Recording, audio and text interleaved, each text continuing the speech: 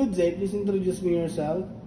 Good day, sir. I am Maria Victoria Talosi, married with 2 children, ages 21 years old son and 9 years old daughter, living at Zone 2 Research, Benantiuno, Kawayan City, Isabela. And I have 3 brothers and 10 sisters. I am the 5th child of the family. I am a high school graduate and vocational graduate. Okay, do you have experience abroad?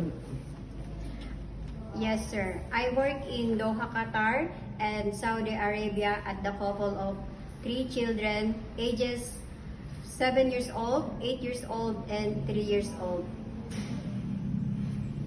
I do the house chores like ironing, cleaning the house, washing, and car washing. And my main duty is to take care of the children. Okay, in your previous employer, how would you take care of the children, especially when sick? I always securing the safety of the children. Okay, how would you describe yourself? I am hardworking, honest, and responsible, sir. Do you have any tattoo? No, sir. Do you have a surgery or serious sickness before? No, sir. Do you have an allergy to certain foods? No, sir. Do you smoke and drink alcohol? No, sir. Why do you want to work abroad? I wanted to work abroad for my family, especially for the financially stable in the future. Okay, if you get hired, who will take care of your children? My mother and my sister. If you're homesick, what would you do? I will focus my work.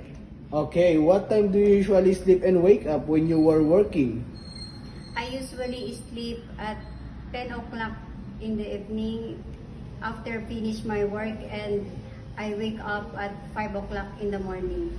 Are you the one who does the cooking and do market at home? Yes, sir. Sometimes kids are super active and they tend to be out of control. How would you control your temper?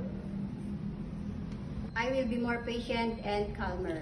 Do you accept no off days but to be paid instead by employer? Yes, sir. When you visited the parents, relatives, and friends of your employer, will you help and do the housework there? Yes, sir. Can you promise not to lend money in Hong Kong? Yes, sir. Are you scared of dogs and cats? No, sir. Are you willing to share room with kids? Yes, sir.